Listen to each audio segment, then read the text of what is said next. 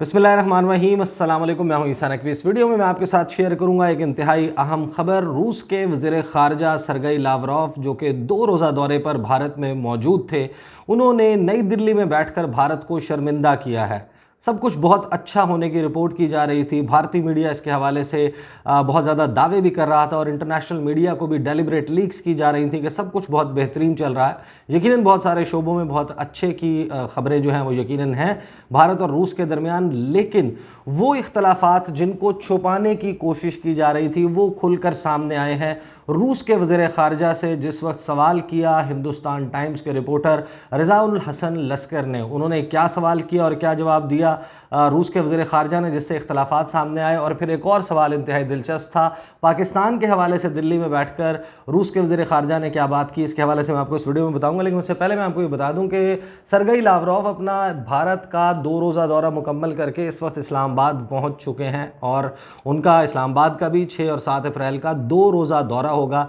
इस दौरे में क्या कुछ होगा, क्या होने जा रहा है, अब तक क्या हो चुका है, इसकी तफसील शहर इक़्तिदार प्रोग्राम, आपको पता है कि मैं सिद्दीक जान और अदील बड़ाइच शुरू कर चुके हैं। और क्योंकि अब मेहमान हैं सरगई लावरोव शहर इक़्तिदार के, तो इसके हवाले से गुफ्तगू हम करेंगे और बड़ी अहम तफसीलात हैं जो हम शेयर करेंगे प्रोग्राम शहर इक़्तिदार में अब से थोड़ी देर के बाद। लेकिन अभी हम बात कर लेते हैं इस टॉपिक के हवाले से कि एग्जैक्टली क्या हुआ। एक बहुत हाइप क्रिएट की गई थी रूस के वज़ीर ख़ारजा के दौरे भारत के हवाले से, क्योंकि बहुत अरसे से उनके दरमियान इख्तलाफ के हवाले से ख़बरें चल रही थी कि रूस जो है वो कुछ खुश नहीं है, उसको जो है वो बहुत ज़्यादा एतराज़ है।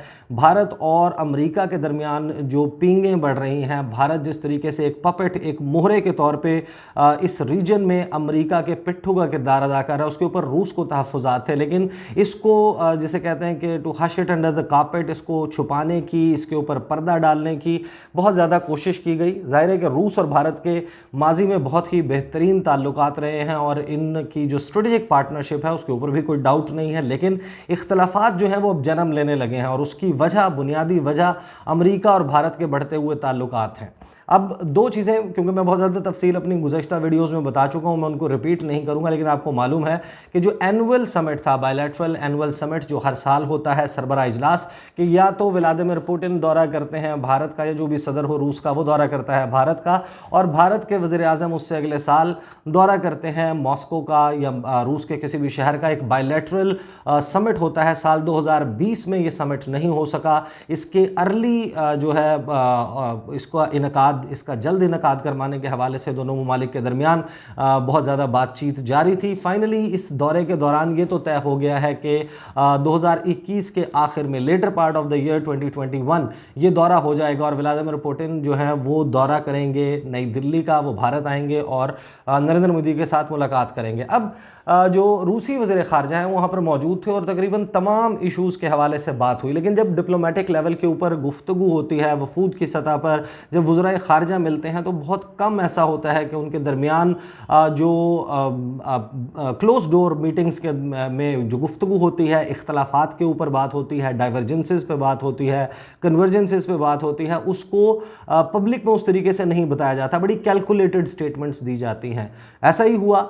सरगई लावरोव और सुब्रमण्यम जयशंकर, उन्होंने मुलाकात की। उस मुलाकात के हवाले से जो उनका एक्सटर्नल अफेयर्स मिनिस्ट्री है भारत की, उसने भी और रूसी वजारत ख़ारजा ने भी बहुत अच्छे माहौल के हवाले से बयान दिया। उन्होंने कहा कि सब कुछ बड़ा बेहतरीन था, तमाम इशूज़ के ऊपर बात हुई। फिर उसके बाद प्रेस कॉन्फ्रेंस थी।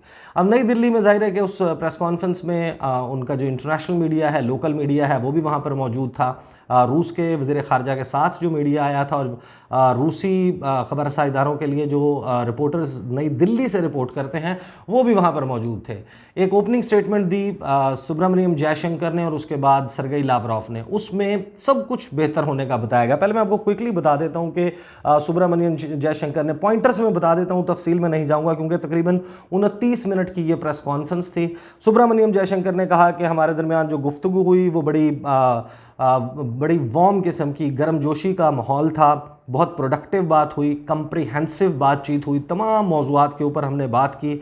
भारत और रूस टाइम टेस्टेड, यानी कि वक्त जो है उसने साबित किया कि ये दोनों बहुत अच्छे दोस्त हैं, एक दूसरे के बहुत करीब हैं, एक दूसरे के जो रिलेशनशिप है उसकी इम्पॉर्टेंस को, उसकी अहमियत को समझते हैं। फिर उन्होंने कहा कि जो एनुअल समिट है उसके इस साल के आखिर में इनकाद के हवाले से हमारी बातचीत हुई है। तारीखें उन्होंने नहीं बताई। फिर उन्होंने तज़किरा किया इकनॉमिक कोऑपरेशन का जो कि रूस और भारत के दरमियान मौजूद है।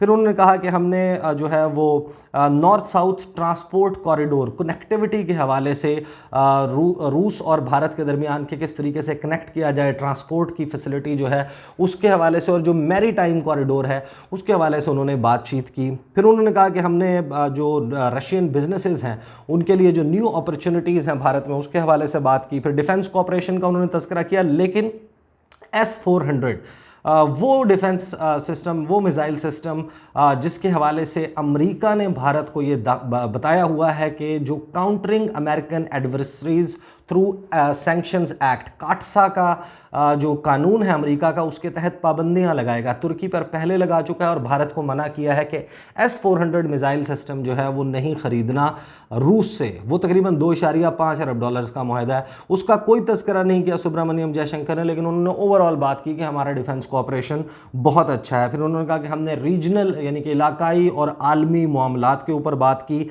ब्रिक्स जो है वो प्रोसेस है ब्राज़ील, रशिया, इंडिया, चाइना और साउथ अफ्रीका, उसकी क्योंकि अब चेयरमैनशिप जो है, जो उसकी जो इसको होस्ट या मेज़बानी है वो भारत के पास आ गई है। उस प्रोसेस के हवाले से भी इन दोनों ने बात की। रिक्स जो कि रशिया, इंडिया, चाइना का प्रोसेस है उसके हवाले से बात की। और फिर यूनाइटेड नेशन सिक्योरिटी काउंसिल में भारत इस वक्त नॉन परमानेंट मेंबर है, जबकि रूस जो है वो मुस्तकिल मेंबर है यूनाइटेड नेशन सिक्योरिटी काउंसिल का। तो सलामती कौंसिल में ताउन के हवाले से भी दोनों ने बात की। ये सुब्रमण्यम जयशंकर बता रहे हैं। फिर उन्होंने बताया कि अफ़गानिस्तान के हवाले से, मगरबी एशिया के हवाले से, खलीजी ममालिक के हवाले से, ईरान और ईरान के न्यूक्लियर प्रोग्राम के हवाले से भी व्यूज़ एक्सचेंज किए रूसी वज़ीर ख़ारजा और भारतीय वज़ीर ख़ारजा ने। फिर उन्होंने बताया कि इंडो पैसिफिक के हवाले से जो कंटेम्प्रेरी चैलेंजेस हैं उनकी, वो ये इस वक्त जो चैलेंजेस दरपेश हैं इंडो पैसिफिक रीजन में, उसमें ममालिक को एक साथ मिलकर काम करने की ज़रूरत है, इसके हवाले से बात हुई। फिर ग्लोबल पॉलिटिक्स के ऊपर बात हुई, आलमी सियासत पर। आसियान जो association of south east Asian Nations है उसमें ताउन के हवाले से बात की गई। फिर एक्ट ईस्ट एंड बियॉन्ड की जो पॉलिसी है उसमें उन्होंने कहा कि रूस और हम जो है वो बहुत हमारे अच्छे ताल्लुकात हैं। ग्लोबल पॉलिटिकल चेंजेस के हवाले से बात की। और फिर उन्होंने अपने इख्तितामी कलमात में कहा कि रूस और भारत के दरमियान जो एक स्ट्रेटेजिक पार्टनरशिप हमेशा से मौजूद थी, उसको जब special and privileged strategic partnership का नाम दिया गया, उसको 10 साल पूरे हो गए हैं। और ये बड़ी खुशाइन बात है कि उस मौके पर सरगई लावरोव दौरा कर रहे हैं नई दिल्ली का। फिर बारी आई रूस के वज़ीर ख़ारजा सरगई लावरोव की। उन्होंने जो अपनी गुफ्तगू की उसमें उन्होंने कहा कि बातचीत बड़ी कंस्ट्रक्टिव थी, बड़े रिस्पेक्टफुल मैनर में, इज़्ज़त व एहतराम के साथ हमने तमाम इशूज़ के ऊपर तबादला ख्याल किया, बायलैटरल इशूज़ के ऊपर बात की। एनुअल समिट के हवाले से बात हुई। उन्होंने कहा कि मैंने जो व्लादिमीर पुतिन रूसी सदर का पैगाम है वो नरेंद्र मोदी के हवाले से वो पैगाम कन्वे किया। फिर एनर्जी के हवाले से, nuclear energy, space technology, transport, free trade के हवाले से गुफ्तगू की गई। म्यूचुअल मिलिट्री कोऑपरेशन के हवाले से फिर रूसी वज़ीर ख़ारजा ने यह भी कहा कि भारत को कटिंग एज सुपीरियॉरिटी जो है वो मिलती है रूसी साख्ता असलहे को ख़रीद कर, और उसके हवाले से हमारे दरमियान पार्टनरशिप मौजूद है। अफ़गानिस्तान की सूरत हाल, यमन, सीरिया, ईरान के न्यूक्लियर प्रोग्राम के हवाले से बात की है हमने। और फिर उन्होंने कहा कि मैंने इनवाइट किया है विज़िट के लिए सुब्रमण्यम जयशंकर को कि वो रूस का दौरा करेंगे। यहाँ तक तो ऐसा लग रहा था कि जैसे रूस और भारत के दरमियान वाकई ही ज़ाहिर है कि ताल्लुकात तो तारीख़ी बहुत अच्छे रहे हैं, लेकिन ये लग रहा था कि इन मुज़ाकरात में, इस बातचीत में वफूद की सतह पर जो हुई, शायद सब कुछ बहुत ही बेहतर था। लेकिन फिर एक सवाल हुआ और उस सवाल से पता चला कि सब कुछ इतना बेहतर नहीं था। पहले सवाल का मौका जो उनके स्पोक्सपर्सन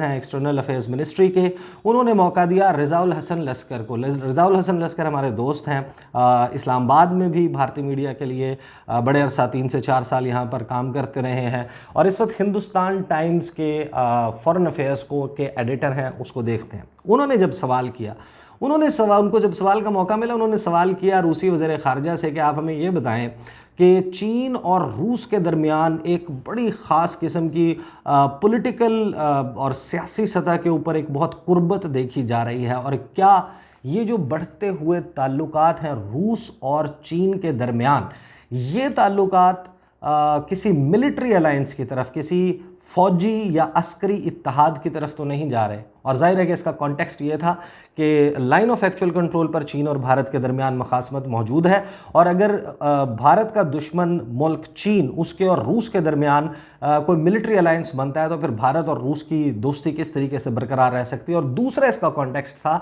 अमेरिका के हवाले से कि अमेरिका जो है उसके खिलाफ तो कोई मिलिट्री अलायंस नहीं बन रहा। अब इसके ऊपर बड़ा दिलचस्प जवाब दिया रूसी वज़ीर ख़ारजा सरगई लावरोफ ने, और यहाँ पता चला कि ये जो गुफ्तगू हुई थी नई दिल्ली में, जिसको बहुत अच्छा बताया जा रहा था, उसमें कुछ ना कुछ ख़राब भी हुआ था। उन्होंने क्या कहा, मेरे पास उनका आंसर मौजूद है, वो मैंने लिखा है, मैं आपको बता देता हूँ। उन्होंने कहा no, we have discussed that in our bilateral relations with China. उन्होंने चीन और रशिया के दरमियान समिट भी हुआ, सरबराह इजलास हुआ, उसमें हम इसके हवाले से बात कर चुके हैं, और हाईएस्ट लेवल ऑफ कोऑपरेशन मौजूद है इस वक्त जो तारीख में नहीं रहा रूस और चीन के दरमियान।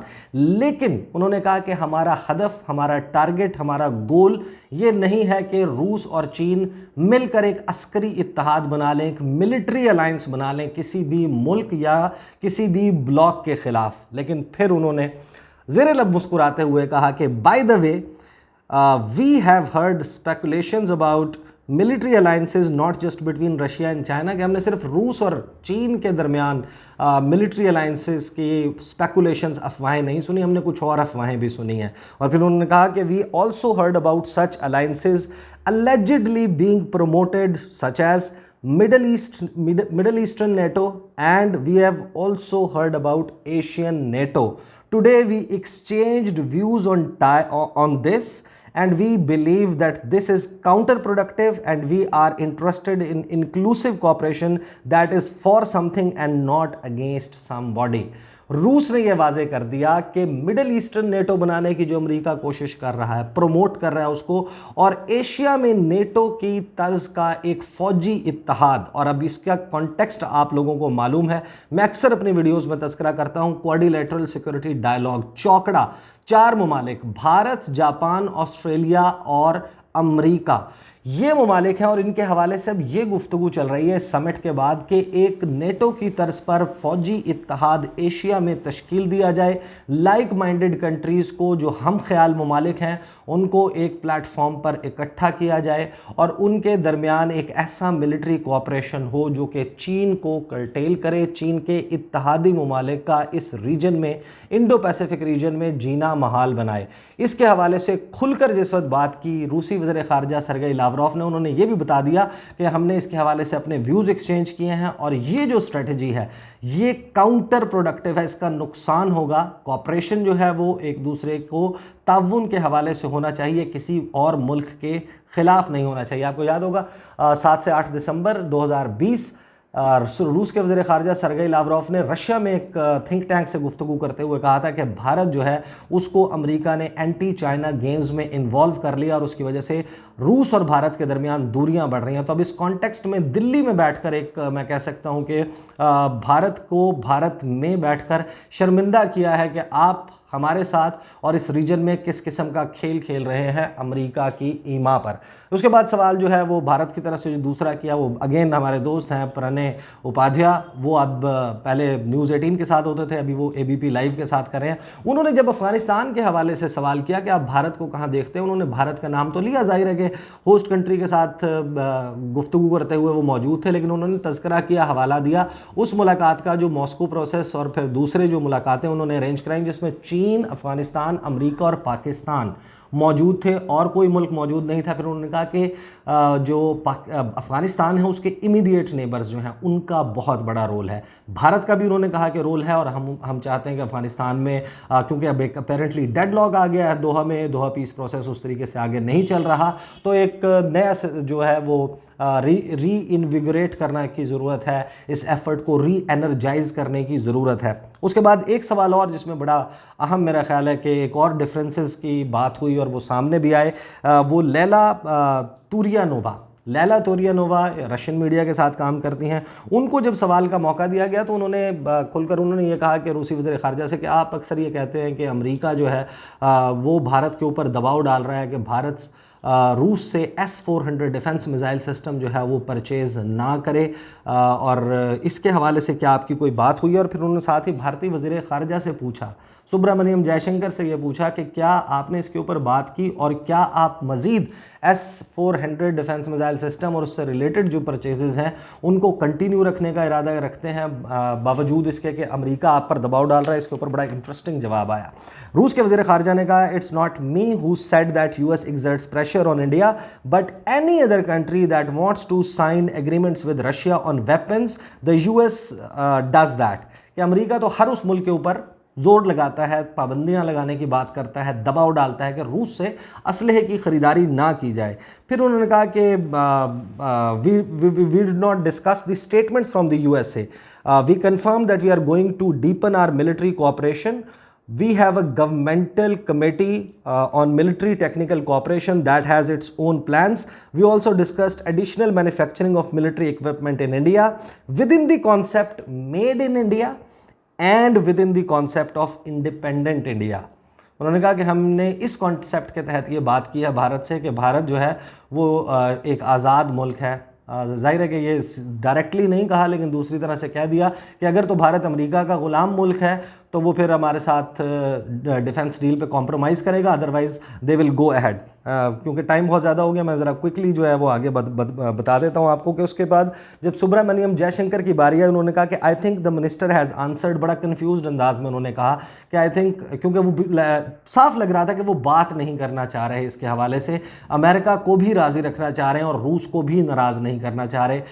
भारत जो है वो दोनों कश्तियों का मुसाफिर बरकरार रहना चाहता है, जो मौजूदा सूरत हाल में मुमकिन नज़र नहीं आता। उन्होंने कहा कि I think the minister has answered your question which was we did not get into any specific discussions, that is the responsibility of a different body which is headed by our defense ministers। कि हमने S-400 के हवाले से specifically कोई बात नहीं की। उन्होंने एक तरीके से अवॉइड किया इस क्वेश्चन को। बहरहाल दौरा मुकम्मल हो चुका है। इसमें कुछ इंतहाई अहम तफसीलात हैं कि जिस वक्त रूस के वज़ीर ख़ारजा ने अज़्म सफ़र बांधा नई दिल्ली के लिए, तो दिल्ली ने क्या किया ऐसा कि जिसकी वजह से मेरा ख्याल है कि ये सब कुछ सामने आया है। और अब मुमकिन तौर पर पाकिस्तान के दौरे में क्या सामने आ सकता है उसके लिए आप इंतज़ार कीजिएगा। शहर इक़्तिदार में तफसील के साथ मैं सदीक जान और अदील वड़ाइच हाज़िर होंगे। और मेरे चैनल पर इस वीडियो में अभी मुझे इजाज़त दीजिए। इंशाअल्लाह अगली वीडियो में आपके साथ मुलाकात होगी। इजाज़त दीजिए, अल्लाह हाफ़िज़।